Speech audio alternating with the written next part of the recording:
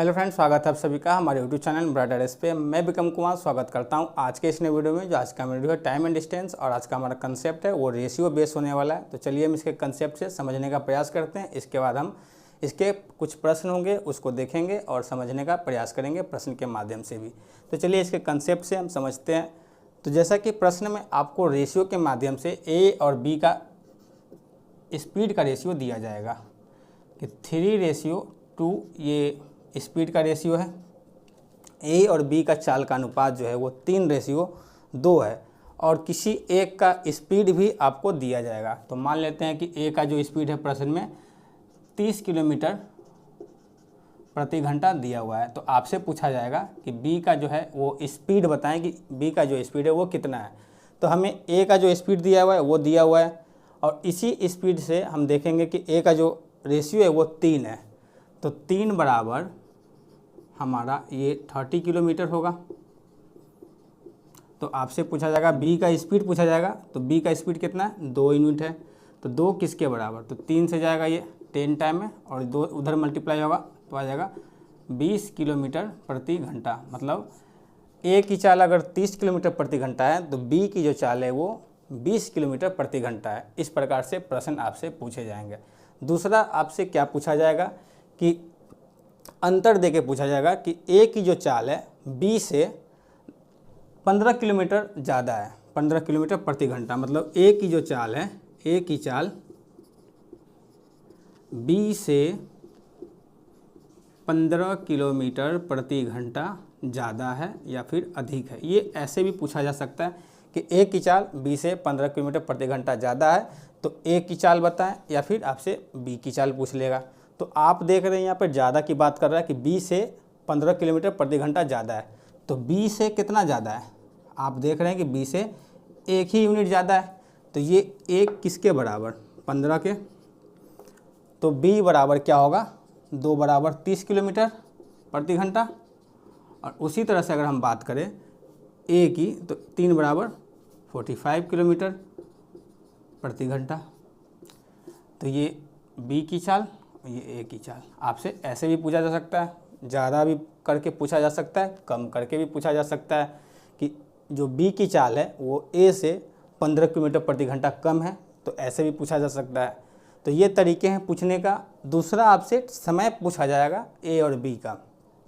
तो जैसे कि आपसे पूछा जाएगा कि ए अगर किसी दूरी को 15 मिनट में तय करता है तो बी उसी दूरी को कितने समय में तय करेगा। तो ये समय की बात है।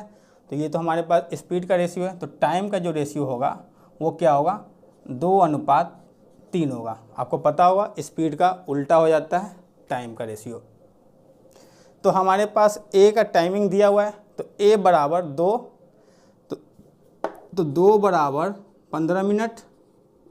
तो बी बराबर क्या होगा? 3 बराबर पूछ रहा है कि 3 बराबर क्या होगा। तो हम जानेंगे, मल्टीप्लाई होगा तो 45 नीचे 2 आ जाएगा। मतलब 22.5 मिनट ऐसे लिख सकते हैं। 22.5 मिनट ये लगेगा।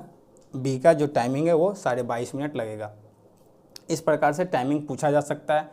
तो अब हम क्या करेंगे, इसके कंसेप्ट को अगर हमने समझ लिया है तो अब हमारी बारी है इसके प्रश्न को समझने की। तो टाइमिंग पर भी पूछा जा सकता है और स्पीड के बेस पर भी आपसे पूछा जा सकता है। बढ़ते हैं अब प्रश्न की ओर। तो हमारे पास पहला प्रश्न है जिसमें लिखा गया कि ए और बी का जो स्पीड का जो रेशियो है वो 3:4 है। तो हमारे पास ए और बी का जो रेशियो दिया हुआ है वो दिया हुआ है 3:4। ये स्पीड का रेशियो है। आपको बी का जो टाइमिंग है वो दिया हुआ है कि 24 मिनट लगते हैं किसी निश्चित दूरी को तय करने में। तो आपसे बोला जा रहा है कि ए कितना समय लेगा इसी दूरी को तय करने में। तो आपको टाइमिंग की बात है। तो टाइम क्या होता है? टाइम का रेशियो होगा 4:3 होगा। तो ये 3 बराबर 24 होगा क्योंकि बी का जो है वो टाइमिंग दिया हुआ है तो बी का रेशियो है। तो 3 बराबर 24। तो 4 बराबर क्या होगा? तो 3 से जाएगा ये 8 टाइम में, 4 से जब मल्टीप्लाई होगा तो आएगा 32 मिनट। मतलब बी उसी दूरी को 32 मिनट में कंप्लीट करेगा। ये हमसे पूछा गया है और इसका जो ऑप्शन है बी आंसर सही है। उम्मीद कर रहे हैं प्रश्न आपको समझ में आ गया होगा। इक्वल क्या करना है? समय के बराबर बी का समय बी रेशियो से इक्वल करना है। ठीक है, तो नेक्स्ट प्रश्न हमारा सेम है, आप इसको खुद से बनाने का कोशिश करें। ए और बी का जो है रेशियो दिया हुआ है स्पीड का 2:3 है, तो ए और बी का 2:3 ये रेशियो है स्पीड का। टाइम का जो रेशियो हो जाएगा वो 3:2 हो जाएगा। बी का जो है वो टाइमिंग दिया हुआ है 36 मिनट। ठीक है, तो आपसे पूछा जा रहा है कि ए का टाइमिंग बताएं कि ए कितना लगेगा। तो हम यहाँ पर देख रहे हैं कि ए का कितना गुना है, सीधा सीधा ऐसे भी देख सकते हैं, ए का 18 गुना है। तो अगर ये 18 गुना है तो ये भी 18 गुना हुआ, मतलब 54 मिनट लेगा। और 54 मिनट लेगा तो ऑप्शन क्या हो जाएगा इसका, ऑप्शन सी इसका सही आंसर हो जाएगा। हम डायरेक्ट अगर इस तरह से सोच सकते हैं तो हम इस प्रकार से भी बना सकते हैं कि 2 बराबर अगर 36 है तो 3 बराबर क्या होगा। हम वही काम किए, लेकिन हमने इस यहाँ पे डायरेक्ट काम कर लिए कि इसका 18 गुना है तो ये भी 18 गुना होगा, तो 54 मिनट होगा, और 54 मिनट होगा तो आंसर ऑप्शन सी होगा। आते हैं नेक्स्ट प्रश्न पे, और हमारा नेक्स्ट प्रश्न है जिसमें लिखा गया है कि ए और बी का जो स्पीड का रेशियो है वो 2:3 है। इसके बाद बोला गया है कि ए की जो टाइमिंग है वो बी से 10 मिनट ज़्यादा लेता है।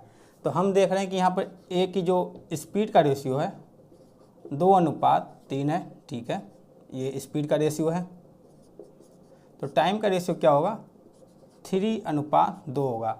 प्रश्न में बोला गया है कि बी से 10 मिनट ज़्यादा लेता है ए।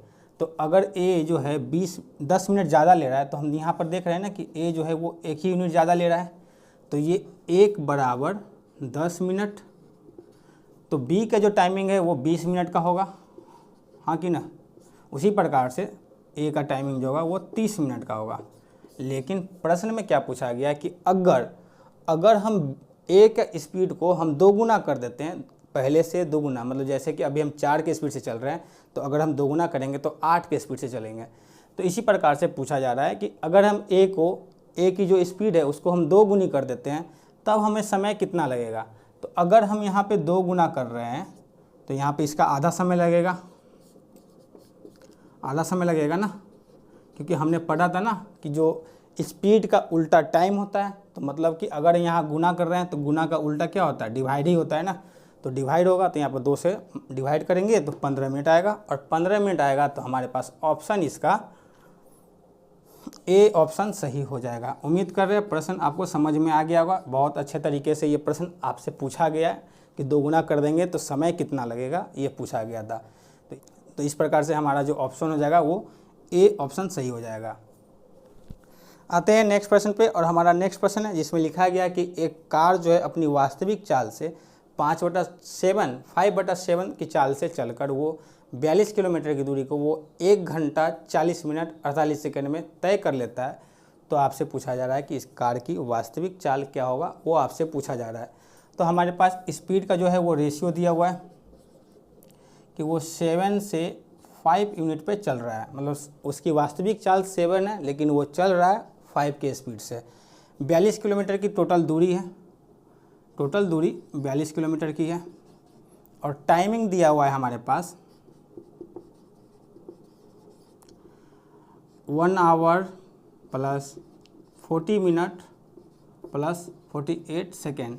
ये हमारे पास उसकी टाइमिंग जो दिखा रहा है 1 घंटे 40 मिनट 48 सेकेंड दिया हुआ है। तो हम क्या करेंगे, ये स्पीड है तो हमें यहाँ पे स्पीड निकालना पड़ेगा इसके माध्यम से। तो स्पीड कैसे निकलेगा, तो ये 42,000 मीटर हो जाएगा। ये किलोमीटर को मीटर में कर दिए, और ये टोटल टाइमिंग को हम सेकेंड में करेंगे क्योंकि मीटर पर सेकेंड होता है स्पीड। तो हम क्या करेंगे, ये 3600 सेकेंड होगा, 3600 सेकेंड, और ये 40 मिनट मतलब 2400 सेकेंड होगा, और ये प्लस 48 सेकेंड होगा। टोटल जब ऐड करेंगे तो हमारे पास आएगा 48, इधर आ जाएगा 06, 6048 सेकेंड आएगा हमारे पास। तो 4200 मीटर में 6048 से जब डिवाइड करेंगे, इतने सेकेंड से जब डिवाइड करेंगे तो इसकी स्पीड मालूम चलेगा मीटर पर सेकेंड में। और ये जो स्पीड है वो 5 के बराबर होगा, क्योंकि वास्तविक चाल से तो वो चल नहीं रहा है ये, तो ये 5 के बराबर है। तो 5 बराबर अगर ये है तो हमसे पूछा गया वास्तविक चाल बताया, तो वास्तविक चाल 7 है, तो 7 बराबर क्या होगा, तो इससे मल्टीप्लाई इससे डिवाइड होगा, तो जैसे ही इससे मल्टीप्लाई करेंगे तो आएगा 7 ऊपर चला जाएगा, 5 नीचे चला आएगा। छोटा करेंगे इसको तो हमारे पास आएगा 8 से जाएगा ये, 8 सते 56 और हमारे पास आएगा 4, 8 पंचे 40, 4 और 8 छक 48। उसके बाद 8 से यहाँ जाएगा तो 8 पंचे 40, फिर 2 बच गया तो 8 दूनी 16, 4 52, 50 से 7 5 12 6 18 5 5 10 2, 3 से चला जाएगा ये 25 और 2 टाइम में, और 3 से जाएगा ये हमारे पास, 3 से जब ये जाएगा तो आएगा 17 × 51 1 5 0 17 50। उसके बाद यहाँ पे 5 से चला जाएगा ये, 5 × 15 2 5 350। उसके बाद हमारे पास आएगा 7 × 21, 7 से चला जाएगा ये, 7 × 21 7 छक 42, 2 से जाएगा ये 18 टाइम में और 2 से जाएगा ये 175 में। तो टोटल हमारे पास आ गया 175/18। ये हमारे पास मीटर पर सेकेंड में है, आपको पता होगा किलोमीटर में करना है, ऑप्शन हमारा किलोमीटर में है। तो क्या करेंगे 18/5 से मल्टीप्लाई करेंगे तो 18 से ये 18 चला जाएगा, 5 से जाएगा ये 35 में, मतलब 35 किलोमीटर प्रति घंटा। ये हमारा वास्तविक चाल है और हमारा ऑप्शन इसका सी ऑप्शन सही हो जाएगा। उम्मीद कर रहे हैं प्रश्न आपको समझ में आ गया होगा। बहुत अच्छे तरह से इसको समझाया गया है प्रश्न में, टाइमिंग के माध्यम से और रेशियो के बेस पे ये बनाया गया है। तो उम्मीद कर रहे हैं प्रश्न आपको समझ में आ गया होगा। नेक्स्ट प्रश्न हमारे पास है कि एक व्यक्ति अपने वास्तविक चाल की 3/4 से चलकर अपने गंतव्य स्थान पर 20 मिनट लेट से पहुँचता है। अगर वह इसी दूरी को वास्तविक चाल से चले तो कितना समय लगेगा। तो हमारे पास स्पीड का जो रेशियो है वो 4:3 चल रहा है, मतलब वास्तविक चाल 4 था, वो चल रहा है 3 के स्पीड से। टाइम का रेशियो आपको पता चल गया होगा कि 3:4 होगा। बोला गया है कि वो अपने गंतव्य स्थान पर नियत समय से 20 मिनट देरी से पहुंचता है। अगर हम इस चाल से चल रहे हैं तो 4 यूनिट लग रहे हैं, और अगर इससे चलते तो हमें 3 यूनिट लगता है। तो मतलब हम 1 यूनिट हम लेट से चल रहे हैं, अंतर 1 ही यूनिट का है, और 1 यूनिट बराबर क्या होगा, हमारे प्रश्न में 20 दिया हुआ है तो 20 मिनट। तो आपसे बोला जा रहा है कि अगर वह इसी दूरी को वास्तविक चाल से, मतलब इस चाल से चलेगा तब कितना समय लगेगा। तो अगर हम इस चाल से चल रहे हैं तो हमें 3 यूनिट का समय लग रहा है, तो 3 किसके बराबर, गुणा करेंगे तो आएगा 60 मिनट। 60 मिनट बोले तो 1 घंटा। मतलब अगर हम वास्तविक चाल से चलेंगे तो हमें 1 घंटा लगेगा, और अगर हम इस चाल से चलेंगे तो हमें 80 मिनट लगेगा। मतलब यहाँ 60 मिनट लग रहा है तो यहाँ 80 मिनट लगेगा, क्योंकि प्रश्न में बोला गया कि 20 मिनट ज़्यादा लग रहा है, तो अगर ये 60 ले रहा है तो ये 80 लेगा। तो उम्मीद कर रहे हैं प्रश्न आपको समझ में आ गया होगा। नेक्स्ट प्रश्न हमारे पास सेम उसी तरह से आप इसको खुद से बनाने का प्रयास करेंगे, जिसमें इसकी वास्तविक चाल और रियल चाल दिया हुआ है, 4:3 दिया हुआ है। ये स्पीड का रेशियो है, टाइम का रेशियो 3:4 होगा, और 2 घंटे देरी से पहुंचता है ये बताया गया। अंतर हमारे पास 1/2 होगा। तो अब हमसे क्या पूछा जाएगा, अगर वो इसी दूरी को वास्तविक चाल से, मतलब इस चाल से चलेगा तो कितना देर लगेगा। तो टाइम 3 लग रहा है, तो 3 बराबर क्या होगा, मतलब 6 घंटे लगेंगे अगर वास्तविक चाल से चलेंगे तो। और अगर इस टाइम से चल रहे हैं तो 2 घंटे ज़्यादा लग रहा है, मतलब 8 घंटे लगेंगे। अगर हम इस चाल से चलेंगे तो 8 घंटे, इस चाल से चलेंगे तो 6 घंटे। तो हमारे पास वास्तविक चाल पूछा गया है, तो वास्तविक चाल 6 घंटे होगा। ऑप्शन इसका डी ऑप्शन सही हो जाएगा। उम्मीद कर रहे हैं प्रश्न समझ में आ गया होगा। आते हैं नेक्स्ट प्रश्न पे, और हमारा नेक्स्ट प्रश्न है जिसमें लिखा गया है एक निश्चित दूरी एक निश्चित चाल से तय की गई, यदि इससे आधी दूरी इससे दुगने समय में तय की गई हो तो दोनों चालों का अनुपात क्या होगा, वो पूछा जा रहा है। स्पीड का रेशियो आपसे पूछा जा रहा है, तो इसमें स्पीड पूछा जा रहा है। स्पीड बराबर क्या होता है, सबसे पहले हम ये निकालेंगे कि डिस्टेंस अपॉन टाइम होता है। ये स्पीड का फॉर्मूला है। तो हम मान लेते हैं कि डिस्टेंस जो होगा वो x किलोमीटर होगा। प्रश्न में अगर नहीं दिया हुआ निश्चित दूरी है तो हमने x मान लिया, और निश्चित समय में तय किया गया तो टाइमिंग जो है वो y आवर मान लेते हैं। अब हमारे पास प्रश्न क्या होगा, पहला और दूसरा अनुपात है।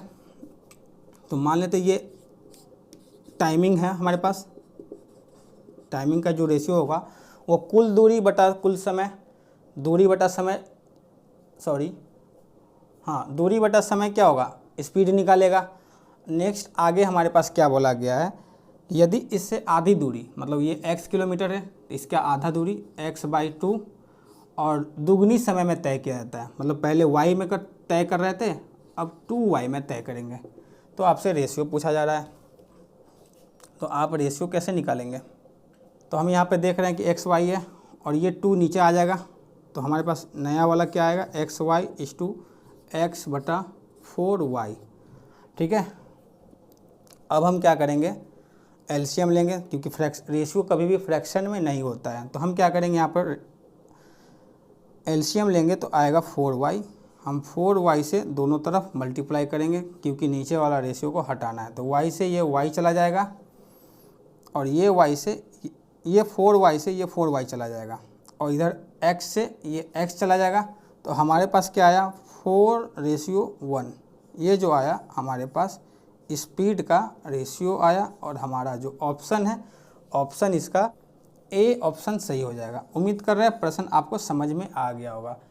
ये प्रश्न लॉजिकल था, अगर आपने इसको अच्छे से समझ लिया है तो अच्छी बात है, और अगर आपको कंसेप्ट क्लियर नहीं हुआ है तो आप इसको वीडियो को पीछे एक बार करेंगे और इसको अच्छे से समझने का प्रयास करेंगे। फिर भी नहीं समझ में आ रहा है तो एक बार हमें कमेंट ज़रूर करेंगे, ताकि हम इसको अच्छे से समझाने का प्रयास करूँगा। तो इसी के साथ हमारा आज का कंसेप्ट ये रेशियो वाला समाप्त होता है। और जाते जाते आपके लिए एक प्रश्न मैं छोड़ के जा रहा हूँ। उम्मीद कर रहे हैं अगर प्रश्न आपको समझ में आ गया, कंसेप्ट आपको अगर समझ में आ चुका है, तो ये प्रश्न आपसे ज़रूर ये बन जाएंगे। तो उम्मीद कर रहे हैं इसी के साथ हम मिलेंगे नेक्स्ट वीडियो में। Thank you so much video को पूरी तरह से देखने के लिए। समझ में आ रही है तो लाइक, सब्सक्राइब, कमेंट एक बार ज़रूर करें, और बुक से प्रैक्टिस ज़रूर करें। और बुक कहाँ से डाउनलोड करना है, तो प्ले स्टोर से। प्ले स्टोर में हमने डिस्क्रिप्शन में इस बुक का लिंक दिया हूँ, उस बुक को आप डाउनलोड करें और बुक को बनाएं। Thank you so much video को पूरी तरह से देखने के लिए। मिलेंगे नेक्स्ट वीडियो में। Thank you so much.